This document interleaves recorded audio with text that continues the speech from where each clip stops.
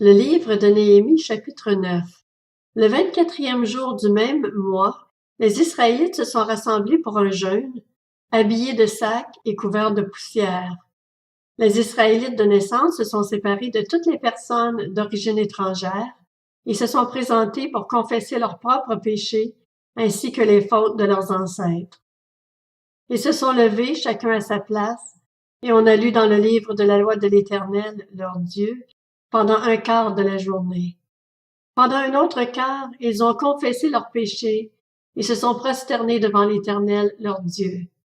Josué, Bani, Kadmiel, Shebania, Buni, Chérébia, Bani et Kenani sont montés sur l'estrade des Lévites et ont crié à pleine voix vers l'Éternel, leur Dieu. Puis les Lévites, Josué, Kadmiel, Bani, Hashabnia, Chérébia, Odija, Shebania et Petakja, ont dit: Levez-vous, bénissez l'Éternel, votre Dieu. Il existe d'éternité en éternité. Que l'on bénisse ton nom glorieux. Il dépasse ce que toute bénédiction et toute louange peuvent en exprimer. C'est toi, Éternel, c'est toi seul qui as fait le ciel, les cieux des cieux et toute leur armée, la terre et tout ce qu'elle porte, les mers et tout ce qu'elles contiennent.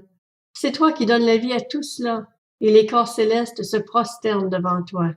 C'est toi, Éternel Dieu, qui as choisi Abraham, qui l'a fait sortir d'Ur en Chaldée, et qui l'a appelé Abraham. Tu as trouvé son cœur fidèle devant toi, et tu as fait alliance avec lui. Tu as promis de donner à sa descendance le pays des Cananéens, des Hittites, des Amoréens, des Phéréziens, des Jébusiens et des Girgasiens. Et tu as agi de façon à respecter ton engagement, car tu es juste. Tu as vu la souffrance de nos ancêtres en Égypte, et tu as entendu leurs cris au bord de la mer des roseaux. Tu as accompli des signes et des prodiges contre le Pharaon, contre tous ses serviteurs et contre toute la population de son pays, parce que tu savais avec quelle arrogance il les traitait, et tu t'es ainsi fait la réputation qui est la tienne aujourd'hui. Tu as fendu la mer devant eux, et ils l'ont traversée à pied sec, tandis que tu précipitais leurs poursuivants au fond de l'eau, pareil à une pierre engloutie par des flots impétueux. Tu les as guidés le jour par une colonne de nuée, et la nuit par une colonne de feu qui éclairait pour eux le chemin qu'ils devaient suivre. Tu es descendu sur le mont Sinaï, tu leur as parlé du haut du ciel, et tu leur as donné des règles justes, des lois conformes à la vérité, des prescriptions et des commandements excellents. Tu leur as fait connaître ton saint sabbat, et tu leur as prescrit par l'intermédiaire de ton serviteur Moïse des commandements, des prescriptions et une loi. Tu leur as donné du pain venu du ciel pour apaiser leur faim, et tu as fait sortir de l'eau du rocher pour étancher leur soif. Tu leur as ordonné d'entrer en possession du pays que tu avais juré de leur donner. Cependant, eux qui étaient nos ancêtres, ils ont fait preuve d'arrogance et se sont montrés réfractaires. Ils n'ont pas écouté tes commandements et ont même refusé d'obéir. Ils ne se sont pas souvenus de tes merveilles, celles que tu avais accomplies en leur faveur, et se sont montrés réfractaires. Dans leur révolte, ils se sont donné un chef pour retourner à leur esclavage. Mais toi, tu es un Dieu prêt à pardonner. Tu fais grâce. Tu es rempli de compassion, lent à la colère et riche en bonté. Et tu ne les as pas abandonnés. Non, tu ne les as pas abandonnés, même quand ils se sont fait un veau en métal fondu et ont dit: Voici tes dieux qui t'ont fait sortir d'Égypte, commettant ainsi l'acte le plus insultant contre toi. Mais toi, dans ton immense compassion, tu ne les as pas abandonnés dans le désert. La colonne de nuée n'a pas cessé de les guider sur le bon chemin pendant le jour, ni la colonne de feu d'éclairer pour eux pendant la nuit le chemin qu'ils devaient suivre. Tu leur as donné ton bon esprit pour les rendre sages, tu ne les as pas privés de ta manne, et tu as continué à leur fournir de l'eau pour étancher leur soif.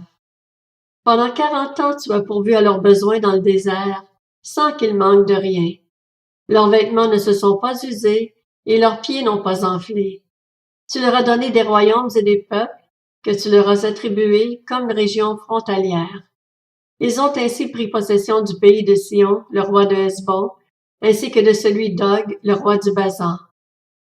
Tu as rendu leurs fils aussi nombreux que les étoiles du ciel, et tu les as fait entrer dans le pays dont tu avais promis à leurs ancêtres qu'ils prendraient possession.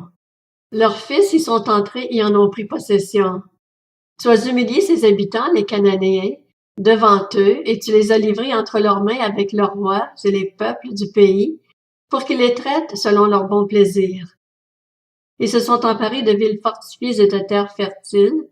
Ils ont pris possession de maisons remplies de toutes sortes de biens, de citernes déjà creusées, de vignes, d'oliviers et d'arbres fruitiers déjà nombreux. Ils ont mangé à satiété, au point même de grossir. Ils ont vécu dans des délices grâce à ta grande bonté. Pourtant, ils se sont soulevés et révoltés contre toi. Ils ont délibérément ignoré ta loi. Ils ont tué tes prophètes, ceux qui les avertissaient pour les faire revenir à toi, et ont commis les actes les plus insultants contre toi. Alors tu les as livrés entre les mains de leurs adversaires qui les ont opprimés. Cependant, une fois dans la détresse, ils criaient vers toi, et toi, tu les écoutais du haut du ciel. Conformément à ta grande compassion, tu leur accordais des libérateurs qui les sauvaient de leurs adversaires. Mais, une fois le repos retrouvé, ils recommençaient à faire ce qui est mal devant toi. Alors tu les abandonnais à l'oppression de leurs ennemis, qui exerçaient leur domination sur eux. De nouveau, ils faisaient appel à toi, et toi, tu les écoutais du haut du ciel. Conformément à ta compassion, tu les as délivrés de nombreuses fois. Tu les as avertis pour les faire revenir à ta loi. Mais eux, ils ont fait preuve d'arrogance. Ils n'ont pas écouté tes commandements. Ils ont péché contre tes règles, alors qu'elles font vivre l'homme qui les met en pratique. Ils se sont montrés rebelles et réfractaires. Ils n'ont pas obéi. Tu as fait preuve de patience envers eux de nombreuses années durant. Tu les as avertis par ton esprit, par l'intermédiaire de tes prophètes, et ils n'ont pas prêté l'oreille. Alors tu les as livrés entre les mains de populations étrangères. Dans ta grande compassion, cependant, tu ne les as pas exterminés, et tu ne les as pas abandonnés, car tu es un Dieu de grâce et de compassion. Maintenant, notre Dieu, toi qui es le Dieu grand, puissant et redoutable, qui garde ton alliance et ta bonté, ne considère pas comme insignifiante toute la souffrance que nous avons rencontrée. Que ce soit nos rois, nos chefs, nos prêtres, nos prophètes ou nos ancêtres, ton peuple tout entier, depuis l'époque de domination des rois assyriens jusqu'à aujourd'hui. Pour ta part, tu as montré ta justice dans tout ce qui nous est arrivé, car tu as fait preuve de fidélité, alors que nous avons été coupables. Nos rois, nos chefs, nos prêtres et nos ancêtres n'ont pas mis ta loi en pratique et n'ont pas été attentifs à tes commandements, ni aux avertissements que tu leur adressais. Lorsqu'ils étaient dans leur royaume, jouissant de nombreux bienfaits que tu leur accordais, dans le pays vaste et fertile que tu leur avais donné, ils ne t'ont pas servi et ne se sont pas détournés de leur mauvaise manière d'agir. Et aujourd'hui, nous voici esclaves. Le pays que tu avais donné à nos ancêtres pour qu'ils jouissent de ses produits et de ses biens, nous y sommes esclaves. Ce qu'il produit en abondance est pour les rois que tu as placés au-dessus de nous à cause de nos péchés, et ils dominent selon leur bon plaisir sur notre corps et sur notre bétail. Nous sommes dans une grande détresse.